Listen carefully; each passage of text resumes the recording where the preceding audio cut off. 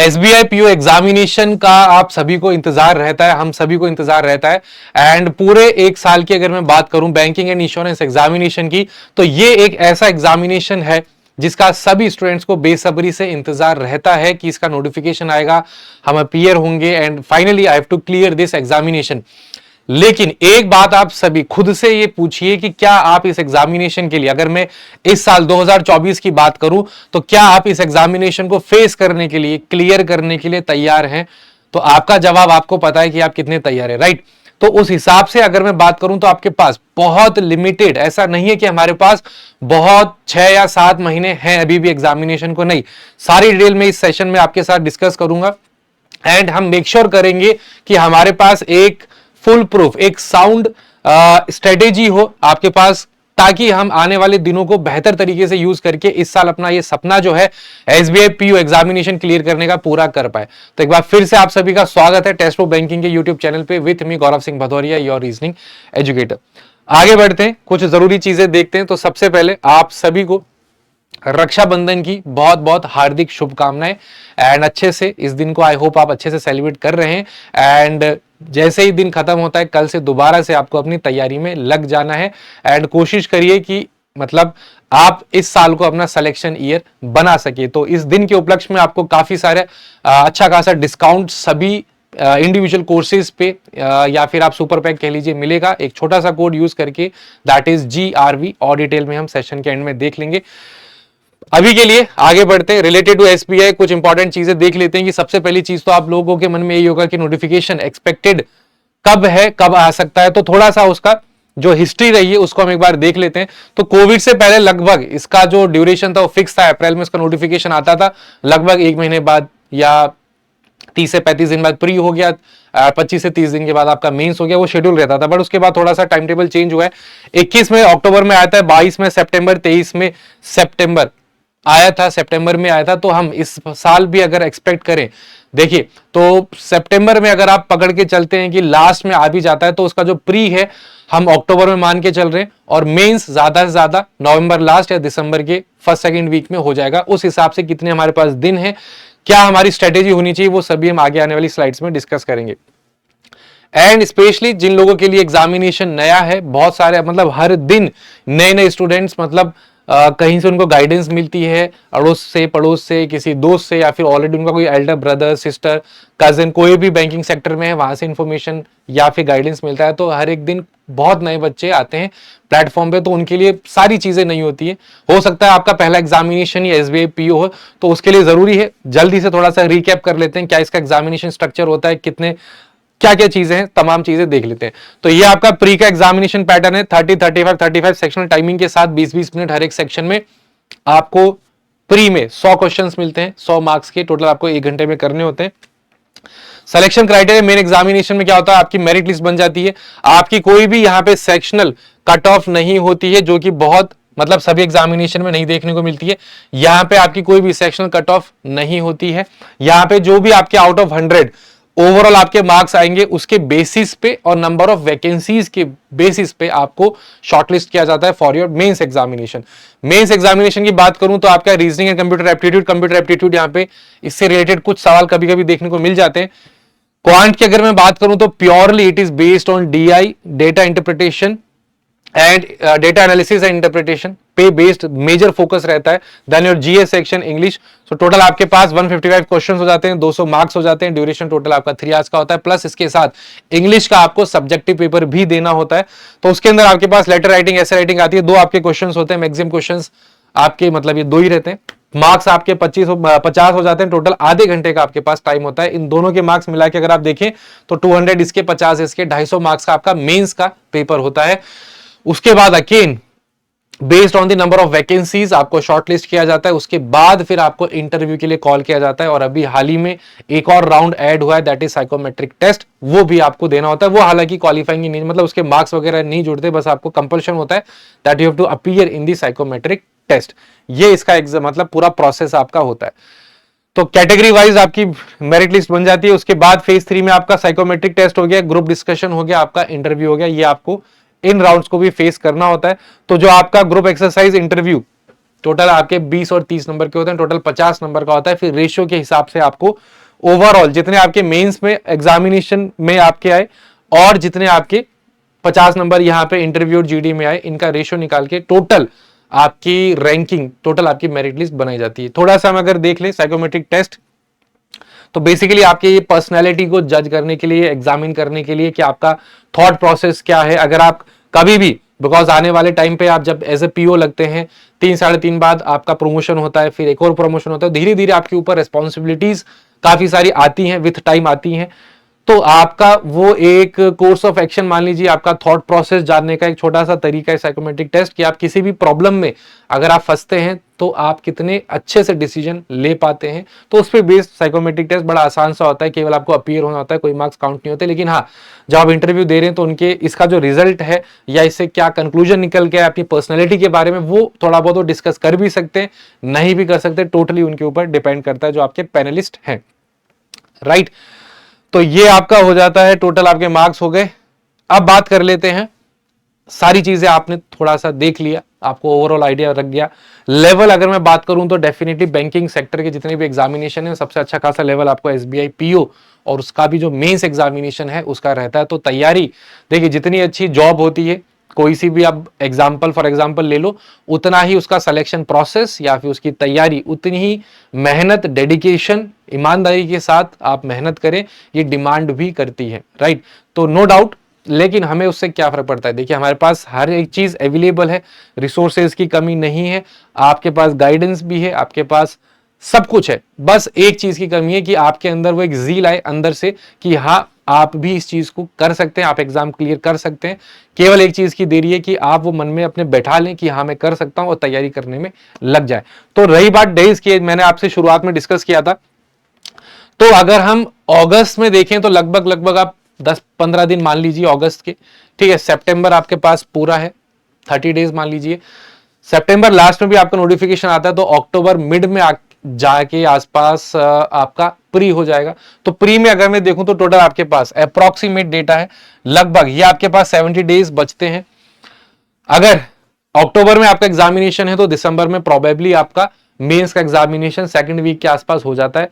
तो इसके बाद आप लगभग 55 डेज, 50 डेज ही मैंने माना है, प्लस और जोड़ लीजिए, तो टोटल 120 दिन आज से अगर आप देखेंगे, 120 दिन बाद लगभग आपका मेंस है और लगभग 70 डेज बाद आपका प्रीलिम्स है। दूसरी इंपॉर्टेंट बात जो हम हमेशा आपको बताते हैं कि मेंस की तैयारी आपको शुरुआत से ही साइमल्टेनियसली लेके चलनी है। वेट नहीं करना है कि नोटिफिकेशन आएगा फिर प्री की तैयारी अलग करेंगे, फिर मेंस की तैयारी अलग करेंगे, ये चीज आपको नहीं करनी है। करते आ रहे हैं तो छोड़ दो, ठीक है, उससे कोई फ्रूटफुल रिजल्ट, आउटपुट नहीं आएगा। और अगर आप अभी तैयारी करना शुरू किए तो अच्छी बात है, आपके लिए जिस जिस खांचे में आप खुद को अभी ढाल लोगे, आपके लिए उतने ही फ्रूटफुल रहेगा आने वाले एग्जामिनेशन में। तो आप पहले से तैयारी कर रहे हैं या जस्ट अभी आपने सोचा एसबीआई पीओ की तैयारी करेंगे, मेन चीज ये है प्री और मेंस हमेशा साथ में लेके चलना है। अब जब आपका प्री एग्जाम तक की अगर मैं बात करूं तो वहां पे थोड़े नंबर ऑफ क्वेश्चंस आप कम सॉल्व कर लो, ठीक है। डेली अगर आप रीजनिंग को 2 से 2.5 घंटे दे रहे हैं तो आप 20 से 25 मिनट या आधा घंटा मेंस के क्वेश्चंस 1-2 ही लगा लो, एक अच्छी सी पजल लगा लो। कुछ क्वेश्चंस डेटा सफिशिएंसी के धीरे धीरे हम डिस्कस करेंगे, क्या क्या टॉपिक्स इंपॉर्टेंट है उसके कर लो, बाकी की आप प्री की प्रैक्टिस करो, किसने मना किया, ठीक है। तो एक दोनों में आपका सिंक बना के आपको चलना होगा। आपकी तैयारी 80% प्री की चल रही है तो 20% मेंस की भी चलनी चाहिए, सो दैट प्री के बाद आपके पास एक्स्ट्रा बर्डन ना आए मेंस की तैयारी करने का, ठीक है। आप क्या करें, व्हाट टू डू नेक्स्ट, सब कुछ देख लिया, दिन भी हमें पता है कितने हमारे पास हैं। सिलेबस आपको मैं कई बार पिछले सेशन में बता ही चुका हूं, एसबीआई पीओ से रिलेटेड डेज हमारे पास है, आपको पता है एग्जामिनेशन पैटर्न क्या, हर एक चीज पता है।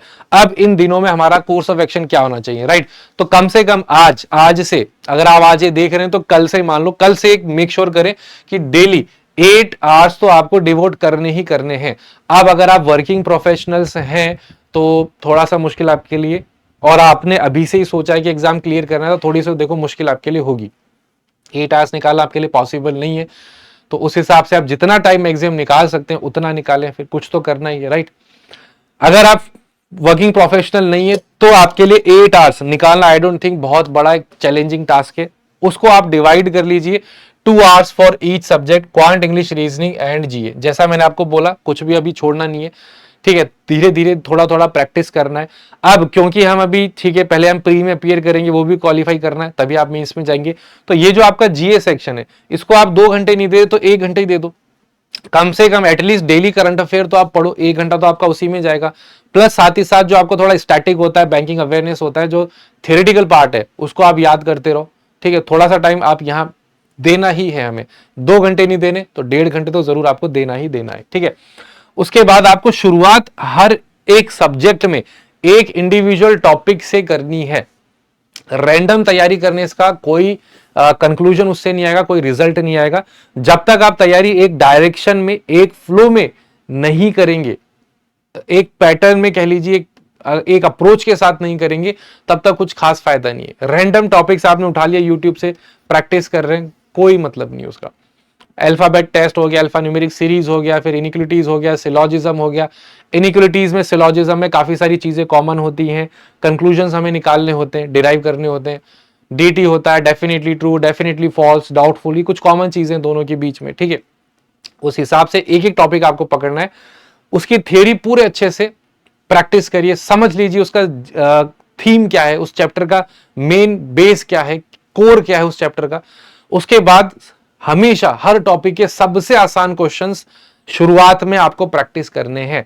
ऐसा नहीं है कि टॉपिक समझ में आ गया तो चलो सीधे कूद पड़ते हैं, यूट्यूब पे सर्च करते हैं एंड क्वेश्चंस प्रैक्टिस करते हैं, नहीं। उसके आप सबसे आसान क्वेश्चंस करो।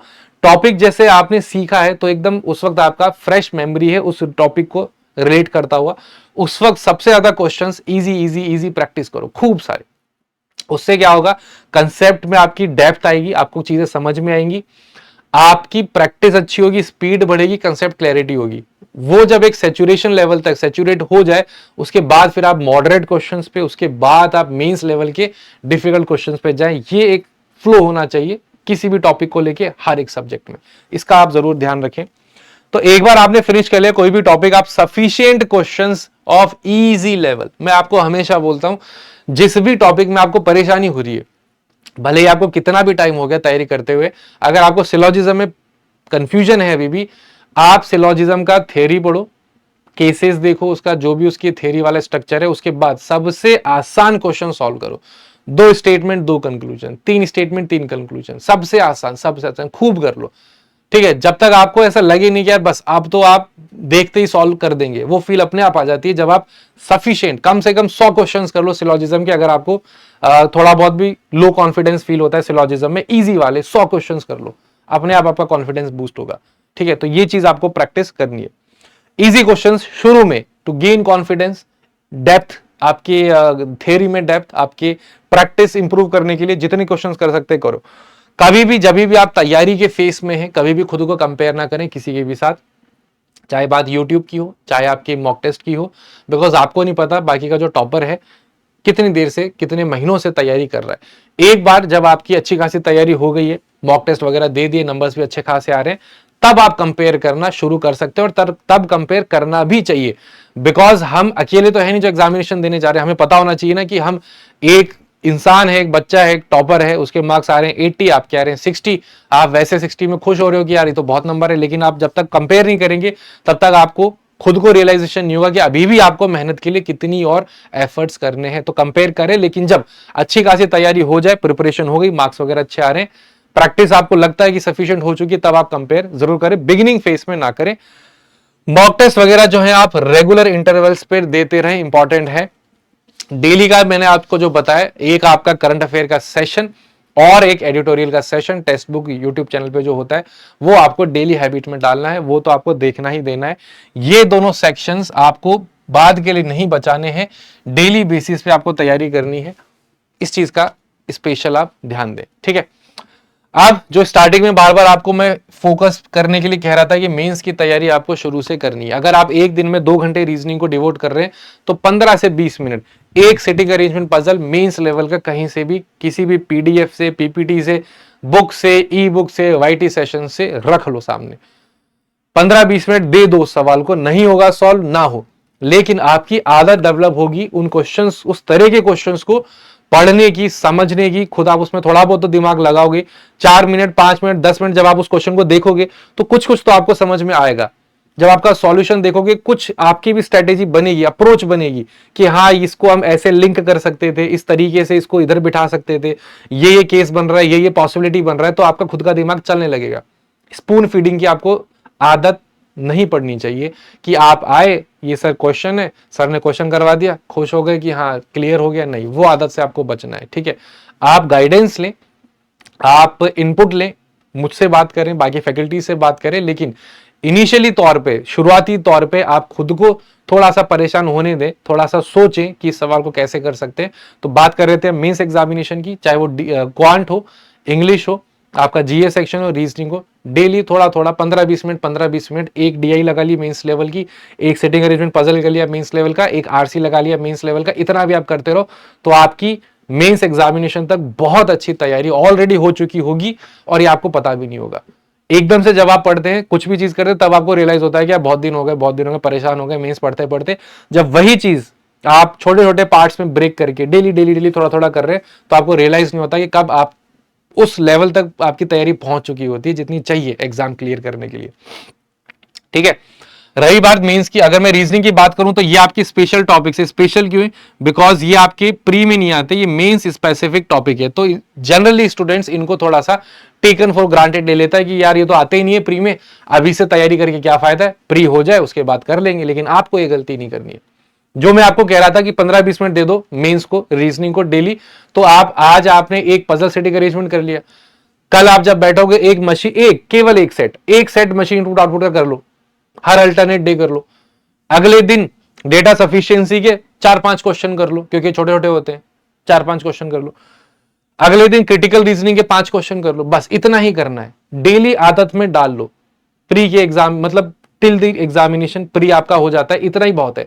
एक आज इनपुट आउटपुट कर लो एक सेट, एक आपकी एलएसएन कोडिंग, लेटर सिंबल नंबर वाली कोडिंग, कल आप एलएसएन कोडिंग कर लो। उसके बाद डेटा सफिशिएंसी के 5 क्वेश्चन, उसके अगले दिन क्रिटिकल रीजनिंग के 4 से 5 क्वेश्चन, उसके अगले दिन फिर से एक एलएसएन कोडिंग उठा लो, फिर से एक मशीन इनपुट आउटपुट कर लो।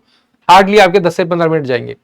लेकिन ये धीरे धीरे बिल्डअप होते होते, कंपाइल होते होते ना, जब आप मेंस एग्जामिनेशन में जाएंगे तो आपको पता नहीं रहेगा कि आपकी कितनी इन डेप्थ प्रैक्टिस हो चुकी है इन सभी टॉपिक्स की। बिकॉज ये स्पेसिफिक मेंस में आते हैं तो बच्चे इनको छोड़ देते हैं कि बाद में प्रैक्टिस करेंगे।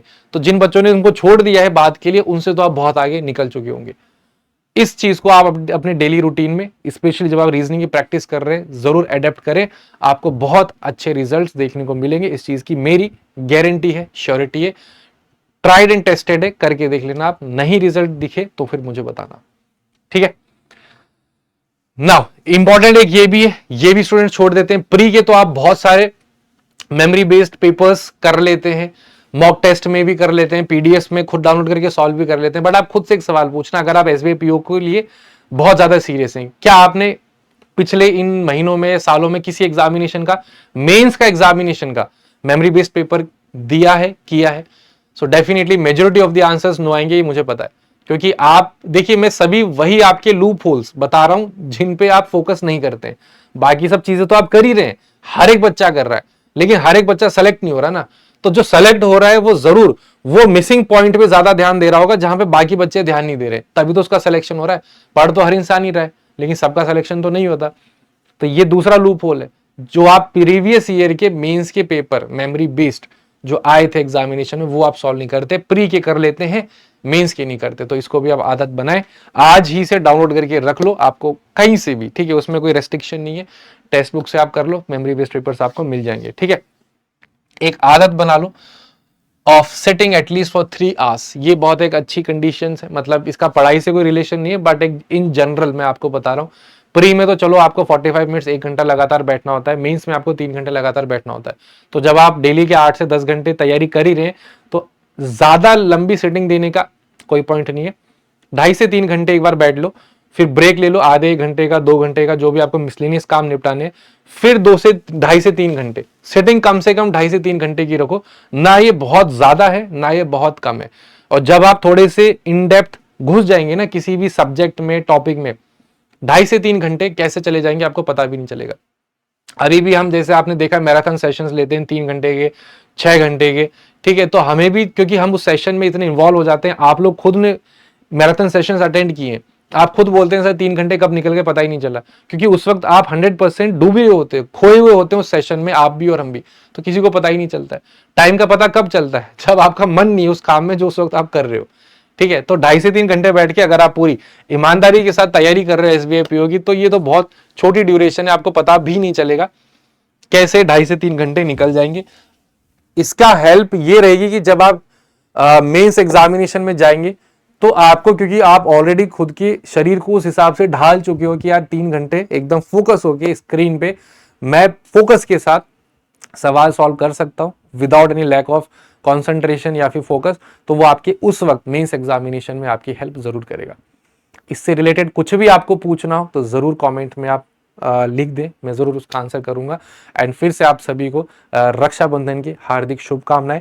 एक छोटा सा कोड GRV यूज करके आप अच्छे खासे डिस्काउंट्स ले सकते हैं। एंड सबसे अच्छा आपका बैंकिंग एंड इंश्योरेंस का जो आपका सुपर पैक होता है, अकॉर्डिंग टू योर नीड कि आपको कितनी जरूरत है तैयारी की, 6 मंथ्स 12 मंथ्स, इनके लिए आप जा सकते हैं। एक्स्ट्रा वैलिडिटी आपको मिलेगी, तो हर एक चीज आपके फायदे की है। एंड मिलते हैं अगले क्लास में, अगले ऐसे ही किसी सेशन में। Thank you all for watching, take care and good bye.